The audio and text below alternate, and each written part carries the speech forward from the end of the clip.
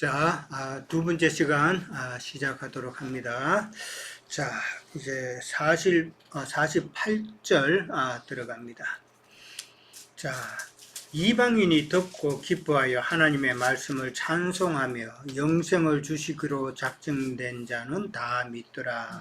자, 바울이 참 비방하는 그런 무리도 있고 그렇지만은 담대히 말씀을 전하였을 때 이제는 결국은 이방인의 시대가 됐다는 걸 선포하는 거잖아요. 수로보니게 여인을 갖다가 우리가 얘기했지만은 지금은 이방인의 시대가 이제는 되었다. 그래서 하나님께서 우리를 이방인의 이방의 빛으로 삼으셨다라는 그 말을 들었을 때에 유대인들은 이방인들은 당연히 기뻐하고 하나님의 말씀을 찬송할 수밖에 없었을 것이다라는 것이죠. 그러면 유대인들은 참 아쉬운 그런 내용이지만은 그러나 이방인에게는 기뻐하는 것이 당연한 그런 때가 시대의 전환이니까 당연히 이제 그렇게 반응을 한다라는 것이죠. 자, 그래서 하나님의 말씀을 찬송하며 영생을 주시기로 작정된 자는 다 믿더라라고 그렇게 되어 있습니다. 자, 이게 상당히 어려운 부분이에요. 이게 쉽지 않은 내용인데 이거를 우리는 어떻게 이해해야 되는가를 한번 짚고 넘어가는 거예요. 자, 누가 한번 말씀해 주실래요? 자, 이거는 우리는 어떻게 하나님의 말씀을 찬송하며 영생을 주시기로 작정된 자는 다 믿더라 라는 이 말을 우리는 어떻게 이해를 해야 되느냐. 지금 잘못하면 뭘로 보여요? 예정론. 예정으로 보이죠? 예, 준호 형제님 하실래요? 예. 그냥 손만 살짝 왔다 갔다 했는데 괜히 바로 그거를 캐치하시고 나는 손이 움직이니까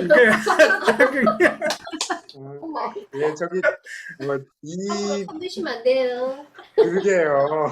함부로 손을 이렇게 왔다 갔다 하면 안 돼요. 자, 사실 예 여기 그 말씀 예전도 사실 예정론과 관계돼서 이영재님께서 자세하게 잘 풀어서 설명을 해주셨기 때문에 같은 관점에서 보면 될 것 같은데 특히 이제 지금 이 사도행전에서는 사실은 이 구절이 바로 앞서 우리가 나눴던 그 사도 바울께서 당시 막 이렇게 시기하고 질투해서 막 비방을 가득하던 유대인들에게 했던 말, 영생 얻음에 합당치 않은 자로 너희를 자처한다라고 했던 것과는 바로 이렇게 서로 대비가 되면서 대꾸돼서 쓰인 표현이네요. 그러니까. 예. 네, 이제 예전에도 말씀 나누어 주셨듯이 영생을 주시기로 작정된 자를 한 개개인을 두고 하는 표현이라기보다 성경에서 영생을 주기로 작정되었다는 것이 무슨 의미인가? 그렇다는 거는 영생을 받을 수 있도록 작정된 자가 어떻게 설명을 해야 되나? 그러니까 육신에 속한 옛사람의 한 사람 한 사람을 두고 하는 것이 아니라 결국 예수님을 믿고 받아들여서 결국 새 사람이 된 존재들에게는 영생을 주시기로 예수님께서 그렇게 경륜으로 정하신 거죠. 그래서 그렇게 예수님을 믿고 받아들인 그런 사람들에게 영생이 가는 것이라고 하는 확신을 혹은 그런 것에 대해서 여기서 명확하게 설명을 이렇게 해주고 있는 거라고 받아들이면 될 것 같아요. 예. 예, 뭐 어렴풋이 이제 다들 이제 알고 계시는 내용인데, 제 생각에는 예, 이게 작정이라는 이 단어 뜻 때문에 이제 예정론이라는 말을 지금 할 수도 있다고 그랬잖아요. 그렇죠. 근데 이거는 그 예정이 다른 예정이 아니라 순서적인 예정이 아닐까라는 그런 생각이 들어요. 그러니까 유대인, 그 다음에 이방인 이런 순서가 맞아요. 작정이 작정이라는 이 작정이라는 단어의 그 히브리 원어는 타소라는 단어예요. 이 타소라는 그 뜻은 질서 있게 정돈, 배열되다라는 그런 의미예요. 그러니까 지금 여기서 작정이라고 하는 이 말 때문에 우리는 작정했다, 그 마음에 작정했다 이러면 예정했다 뭐 이런 식으로 하는데 이 단어 사용을 잘못한 거죠. 그러니까 원어적으로 보면 타소라는 단어는 순서적으로 배열을 했다라는 그런 뜻이에요. 그러면 그 순서 배열은 유대인이 먼저 구속을 받고 그 다음에 하나님 말씀을 받고 그 다음에 이제 이방인이다라는 그 순서를 지금 이야기하고 있다라는 그런 이야기예요. 그렇기 때문에 그 작정을 그런 식으로 이해를 해서 영생 주실 자의 순서를 유대인 그 다음에 이방인으로 배열했다라는 그런 뜻으로 이해를 하면 되는 거고, 이거는 여기까지나 하나님의 경륜이죠. 하나님의 경륜은 이방인부터, 유대인부터 먼저고, 그 다음에 이방인이다라는 거. 그러니까, 먼저는 유대인에게요, 그 다음은 이방인이라는 말이 로마서 나오죠? 그게 로마서 3장 우리가 옛날에 배웠죠? 거기 보면은, 먼저는 유대인에게요. 그 다음은 이제 이방인이라는 순서가 로마서에 나옵니다. 자, 그거를 이해를 하시면 되고, 그 다음에 이제 이방인들이 듣고 기뻐하여서 하나님의 말씀을 찬송했다 그랬어요. 하나님의 말씀을 찬송했다라는 말은 하나님의 말씀을 받아들였다라는 그런 말이죠. 받아들이지 않으면 찬송 못 하잖아요. 그렇죠?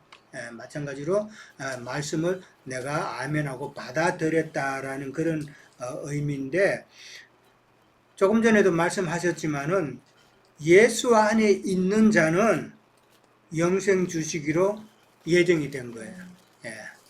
그러니까 이 작정이라는 말은 여기서 일단은 빼고, 그건 순서적이라는 것만 빼고, 그 다음에 예수 그리스도 안에, 그러니까 말씀을 받아들인 자는 예수 그리스도 안에 있는 자들이잖아요. 그죠?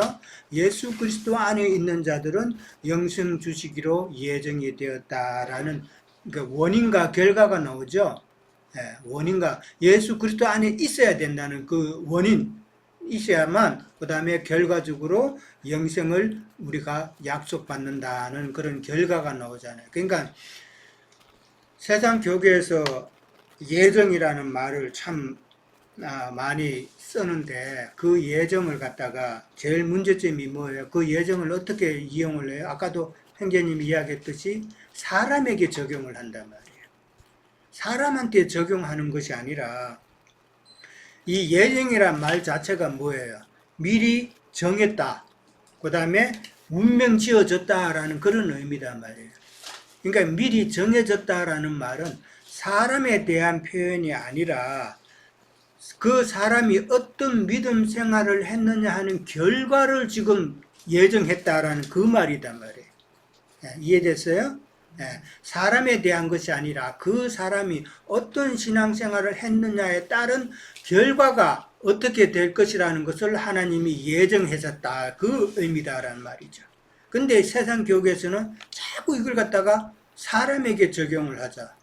그래서 야곱과 에서 이야기를 많이 하죠. 야곱은 하나님께서 사랑하셨다, 벌써부터 태어나기도 전에 사랑하셨다 그랬고, 그 다음에 에서는 미워하셨다 그러지 않았느냐. 이 사람을 포커스를 두는데, 그게 아니라 야곱은 예수 그리스도 안에 있는 자를 상징하는 인물이죠. 그 다음에 에서는, 이 사람은 예수 그리스도 안에 있는 자가 아니단 말이에요. 그런 상징성을 지금 성경에서 비유로 다 이야기하는데, 그걸 갖다 사람으로 보면 안 된다. 에서는 주로 뭐 했어요? 들판에 돌아다녔죠. 야곱은 어머니와 함께 집에서, 교회다 말이에요. 교회에서 양육받으면서 그렇게 지냈는데, 에서는 들로 돌아다니면서 자기 혼자 생활했잖아요. 그러니까 자기가 자기 힘으로 산 거예요, 결국은. 집에서 어머니에게서 주는 것이 공급이 된 것이 아니라 자기 힘으로 살았다는 말은 신앙적으로도 보면은 자기 믿음 가지고 그게 온전한 믿음인 줄 알고 그렇게 살았다, 이 말이에요. 그런 자들은 하나님께서 미워하시는 자들이다라는 것을 상징적으로 해줬는데 개인적으로는 아니다. 그러니까 예수 그리스도 안에 있는 자는 우리가 예수님과 함께 하늘의 시온산에 오를 것이고, 그렇게 예정이 되어 있는 것이고, 그 다음에 예수 그리스도 안에 있지 못하고 자기 힘으로 자기 믿음으로 그렇게 사는 자들은 바깥 어두움에 슬피 울며 이를 가는 그러한 그 내용이 예정이 돼 있다 이 말이단 말이에요. 그러니까 우리는 예정에 대해서는 이렇게 담대하게 정확하게 표현을 할 수가 있어야 되겠다라는 것이죠. 그러니까 세상 교계에서 말하는 그 예정이 만약에 사람에게서라면은 그러면은 하나님의 행상으로 이루어져 가는 그 과정은 다 없어지잖아요. 필요 없잖아요. 그렇잖아요. 누구는 벌써 태어나기도 전에 너는 하나님께서 미리 예정했어. 그러면은 그냥 잘 살다가 그냥 가면은 되는 거잖아요. 근데 믿음 생활 물론 그 사람들은 하나님이 하게 하신다고 그러지만은 믿음 생활을 하게 하신다 할지라도 그러면은 혼의 구원을 이루어가는 완전한 믿음을 이루어가는 그 과정은 전혀 이해하지 못하면은 그러면 성경에서 그거를 더 중시하고 있잖아요. 영의 구원을 보다도 우리가 혼의 구원을 이루어가서 하나님의 형상대로 이루어가는 그 과정을 성경에서는 더 많은 비중을 두고 이야기하고 있는데 그거는 다 무시되어 버린다라는 것이죠. 자, 그것을 우리는 잘 알고 예정에 대해서는 정확하게 그렇게 판단을 하셔야 된다는 것이죠. 자, 그 다음에 49절 50절에 가면은 주의 말씀이 그 지방에 두루 퍼지니까 이에 유대인들이 경건한 기부인들과 그 신의 유력자들을 선동하여서 바울과 바나바를 박해했다 그랬어요. 그걸 박해하고 쫓아냈다 그랬죠. 예. 근데 유대인들이 누구를 이용해요 지금? 경건한 기부인, 그 다음에 신의 유력자. 경건한 기부인이란 말은 이방인으로서 유대교에 입교했던 자들을 말하는 거예요. 그런데 또 기부인이라 그러니까 뭐 좀 남편이 좀 있는 자고 그 다음에 또 권력도 있는 자고 그런 자들이죠. 그리고 또 신의 유력자들이라고 나왔어요. 유력자들은 요즘 말로 하면은 유지들이겠죠. 뭐 한국으로 말하면 국회의원이나 이런 사람들 힘 있잖아요. 그 사람들 말 한마디면은 딱 처리가 되잖아요. 여기 미국의 하원 의원 정도만 돼도 대단하더라고요. 내 아는 사람이 한국에서 이제 미국 들어오는데 뭔가 걸렸는데 그때 제가 아는 사람이 있어서 그 사람한테 이야기해가지고 좀 어떻게 좀 안 되냐고 이야기했더니만은 그 사무실에서 전화 한 통 그냥 공항에 딱 하니까 바로 풀려나더구먼요. 불법인데요. 뭐 불법이 아니라 뭐 특별히 뭐 조사할 건 없다고 했겠죠. 그러니까 그만큼 권세가 있는 것이죠. 지금 이 유대인들이 지금 그걸 노린 거죠. 기부인 정도가 되면은 남편도 아주 권세가 있는 자들이고 그 시의 유력자들을 선동해서 그렇게 박해해서 쫓아내게 했다라는 말은 유대인 스스로는 박해는 할 수 있어도 어떤 액션을 취하기는 힘들잖아요. 특히 이방인 사회에서는. 그러니까 이방인들에게 그렇게 그러니까 자신도 하나님 말씀 안에 못 들어가게 하고 그 다음에 남도 그렇게 해방을 하는 그런 결국은 사탄의 사자들이죠. 그런 짓을 했다라는 것이죠. 자, 51절 52절에 가면은 바울과 바나바가 쫓아낸 자들을 향해서 뭐를 했다고요? 발에 티끌을 떨어버렸다고 그랬어요. 이 티끌을 떨어버렸다는 말은 누가복음 9장에도 나와요. 예수님께서 나오고 또 마태복음 10장에도 나오고 예수님이 제자들을 전도하러 보낼 때에 많이 말씀을 하셨어요. 하실 때에 만약에 말씀을 듣지 아니하거든 신발을 발의 먼지를 떨어버리라 그렇게 말씀을 하셨어요. 이게 발의 티끌이 떨어버린 그 티끌이 참 심판날에 가서는 그렇게 유대인들 그 대적했던 자들의 그 복음 대적의 증거가 되는 말이에요. 이게 사실은 그러니까 그 티끌은 나중에 그들이 받을 심판에 대한 증거가 되는 것이다. 그들이 그렇게 대적하게 되면은 우리가 지난번에도 나누었지만은 인자 예수님을 박해하고 하면은 그거는 한 번의 기회가 더 있다고 그랬죠. 예, 한 번의 기회가 더 있지만은 그러나 지금 사도행전에서는 영으로 오신 예수님께서 지금 제자들과 함께 자신의 말씀을 지금 증거하잖아요. 예, 지금 사실 바울과 바나바가 증거하지만은 지금 14장에 가면은 주께서 증거하셨다고 그랬단 말이에요. 성령께서 지금 직접 증거하시는 이야기다. 인자 예수님께 때는 인자 예수님이 직접 전하셨지만은 지금 사도행전에서는 주님, 그 영으로 오신 주님이 지금 영으로 직접 전하시는 거다 말이에요. 그러니까 이 말씀을 듣지 아니하면은 이제는 기회가 없다. 이제는 정말 기회가 없다. 왜냐? 예수님은 또 오시지 않으니까. 또 두 번의 찬스 외에는 없다는 것이죠. 그래서 이게 참 중요한 진리다. 정말 그러니까 우리가 살아있을 때에 그 영으로 오신 예수님을 알아서 참 그 영과 함께 연합이 되면서 믿음 생활을 해야지 나중에 죽어서 우리가 막연하게 천국 갈 것이다 라는 그런 기대는 정말 위험한 거예요. 예. 그때 가서 만약에 없으면 어떡할 거냐는 것이죠. 그러면서 요즘 마태복음 보면은 천국이 뭐라고요? 곧 예수님이다 말이에요. 예수님. 예수님의 영이 내 안에 임해가지고 내 속에 이미 천국이 이루어지지 않으면은 나중에 죽어서 천국 간다? 그거는 정말 엉터리단 말이에요.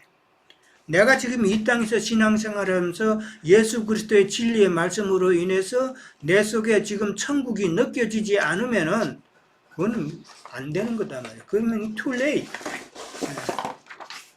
자, 이거를 우리는 잘 이해를 해야 되는 거예요.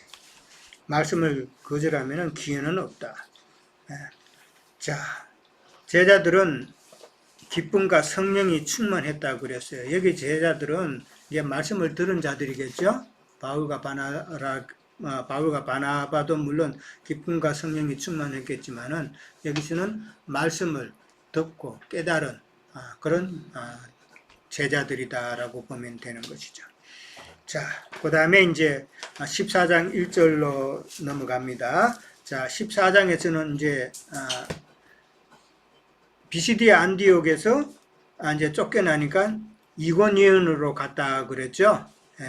바울과 바나바가 이고니온으로 이제 가서 거기서 유대인의 회당에 들어가서 증거했다 그랬어요. 그런데 거기서도 유대와 헬라의 많은 사람들이 참 말씀을 듣고 믿었다라고 그렇게 나오죠. 그런데 마찬가지로 유대인들이 또 이방인을 선동해서 참 이 바울과 바나바에게 악한 감정을 품도록 했다라고 그렇게 또 기록이 되어 있죠.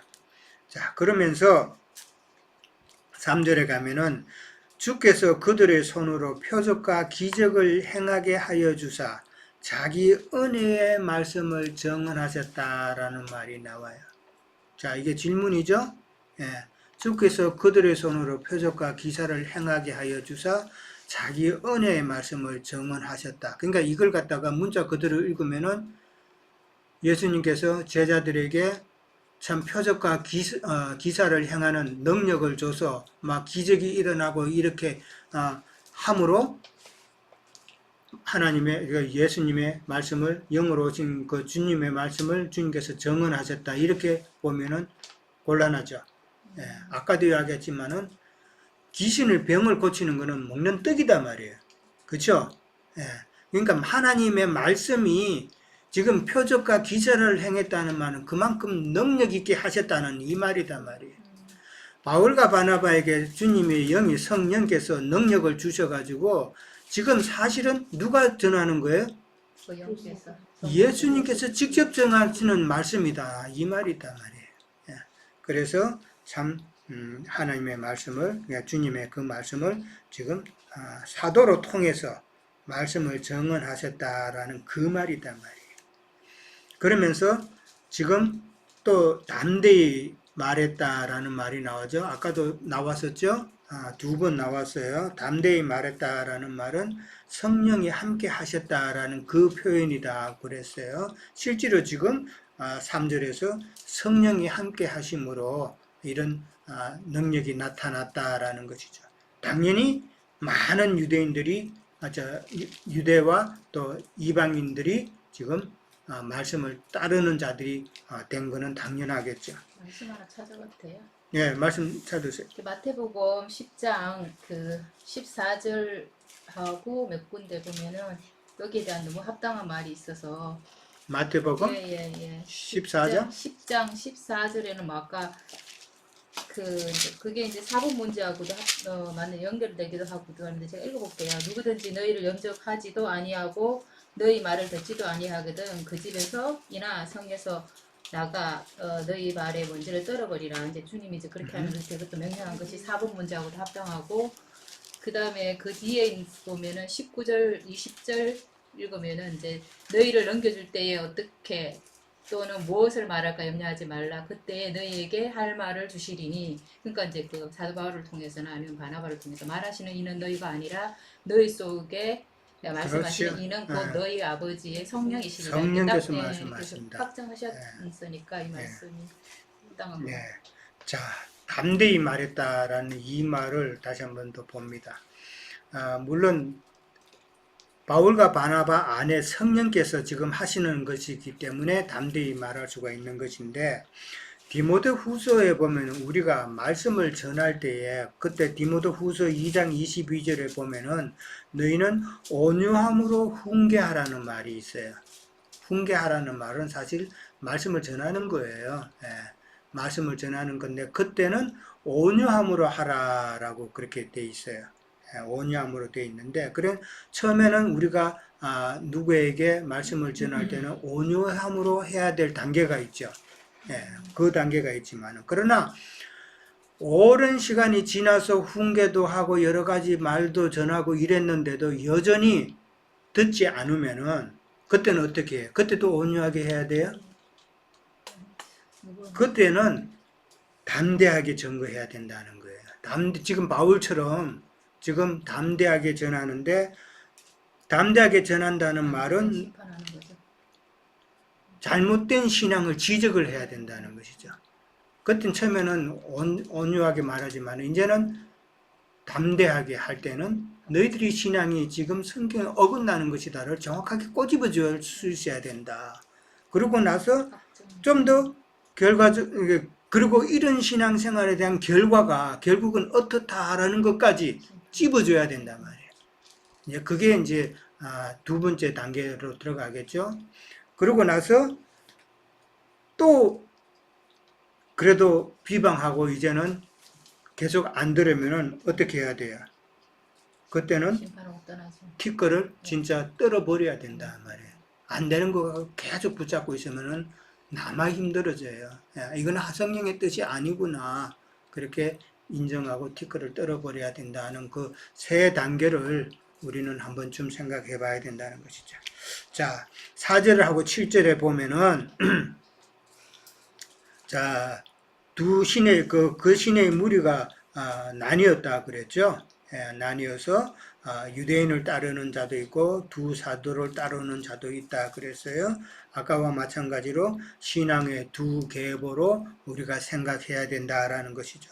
그러니까 다른 거 없어요. 진리의 말씀을 따르는 자냐 아니면 진리의 말씀을 따르지 않고 대적하는 것이냐라는 것이죠. 창세기 1장에 동산 중앙에 선악과 나무가 있죠. 그러니까 그 다음에 생명나무 가실도 있단 말이에요. 그러니까 하나님의 말씀을 참 진리의 말씀으로 받아들이면은 그거는 생명 가실이 되는 것이고, 그러나 자기의 교리나 사고방식이나 자기의 믿음대로 그냥 신앙생활 하는 것은 이거는 선악과를 먹는 행위다라는 것이죠. 말씀을 변개해서 율법으로 변화시키고 교리로 변화시키고 그래서 그것이 맞다고 하면서 내려가면 그건 선악과 먹는 행위다라는 것을 우리는 잘 알고 있어요. 자, 돌로 치려고 하니까 그들이 알고 도망가서 루가오니아 지역, 루스드라와 더베로 갔다라고 그랬어요. 자, 그러면서 오늘 이제 4번 문제가 왜 사도들은 그렇게 능력 있게 말씀을 전하는데 말씀을 전한 후에 그 박해가 있고 이러니까 쫓겨나도 도망을 가야 됐을까? 이거 한번 좀 생각해 볼 필요가 있겠죠? 왜? 도망이라는 표현이죠. 지금 뭐 여기 이고니온으로 가고 그다음에 다른 데 보면은 그렇게 되는 거니까 예수님도 피해. 자 그렇게 나왔어요. 왜 그렇게 했을까? 말씀을 전한 후에 왜 쫓겨나듯이 그렇게 이동을 해야 됐을까라는 거죠. 한번 좀 생각해 보세요. 삼회자매님 오늘 한 번도 안 하셨는데 왜 그렇게 급하게 이동을 했어야만 했을까? 여기 이제 이방인에게로 보내는 시초의 과정이잖아요. 예, 그래서 바울 형제님이 그 신약에 27편을 썼다고 그랬잖아요. 그래서 아직 거기까지 가야 되니까 피해서 갈 수밖에 없었나 싶어요. 예, 어느 정도 근접을 했어요. 예. 자, 마태복음 10장 23절 다시 한번 우리가 찾아봅니다. 거기에 제가 보기에는 이제 답이 있는 것 같아요. 마태복음 10장 23절. 자, 예수님께서 이제 하신 말씀이에요. 23절. 이 동네에서 너희를 박해하거든 저 동네로 피하라. 내가 진실로 너희에게 이르노니 이스라엘의 모든 동네를 다 다니지 못하여서 인자가 오리라. 자, 이게 무슨 말이에요? 복음 전파. 복음 전파를 서둘러 하라는 이야기죠. 이 동네에서 박해를 하면은 저 동네로 빨리 피해서 가라. 그러니까 그 동네에서는 더 이상 구원받을 자가 없다라는 이야기잖아요. 그러니까 빨리 가서 그렇게 시간을 아껴야지. 지금 예수님 말씀하셨잖아요. 이스라엘의 모든 동네를 다 다니지 못해서 인자가 올 거라 그 말을 하셨죠. 그러니까 영으로 오시기 전에 너희가 한 동네에 그렇게 오래 머물러 있으면 언제 이 땅 끝까지 복음이 전파되겠냐 이 말이다 말이에요. 자, 그거를 우리가 생각한다면은 지금 바울과 바나바는 지금 핍박이 있음으로 인해서 바로 그 다음 지역으로 이렇게 가는 거는 안전을 위해서 도피를 했다라기보다는 지금 새 일을 찾아서 그 다음에 새로운 전도 지역을 찾아서 빨리 찾아가는 성령의 이동이다라는 것이죠. 이해됐어요? 제자들의 그 사도들의 움직임은 성령의 이동이라고 그랬잖아요.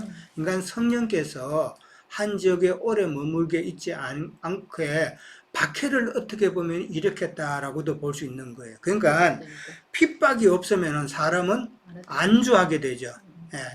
어느 지역에 갔다니까 말씀을 잘 받아들이고 다 많은 사람이 모이고 그것만 있으면은 사람은 거기서 하나님의 말씀을 더 전하기를 원하는 마음이 생긴단 말이에요.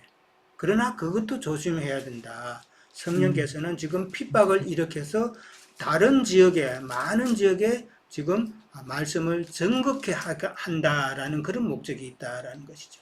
근데 예. 저는 어떻게 또 생각을 했냐면 일단 사도들의 역할은 말씀의 씨를 뿌리는 역할이고 그 나중에 수학은 이제 성령님께서의 몫이기 때문에 그렇죠.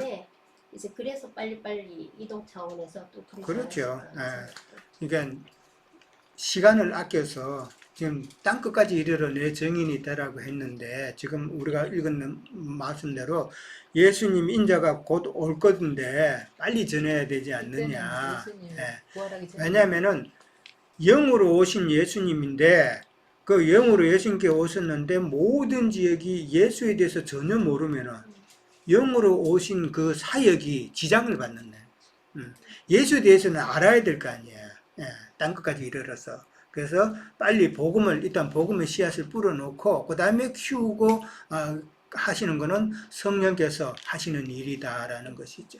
그것을 우리는 생각해 봐야 된다. 그러니까 타 지역으로도 말씀이 빨리 전거가 되고 그렇게 해야 된다. 만약에 나영재님이 미국에 안 오시고 그냥 한국에만 계셨으면 우리가 지금 이 말씀을 이렇게 이제 받을 수 있었겠어요? 그것도 생각해 봐야 된다라는 것이죠. 성령의 이동은 많은 지역에서 빨리 복음의 씨앗을 퍼뜨리게 하는 것이다. 그것을 우리는 잘 이해를 하면 됩니다. 자, 혹시 또 다른 말씀 있습니까? 우리는 엄청 바쁘게 견뎌야 상황이 선도해야죠. 치밀한 사명을 갖고 있네요.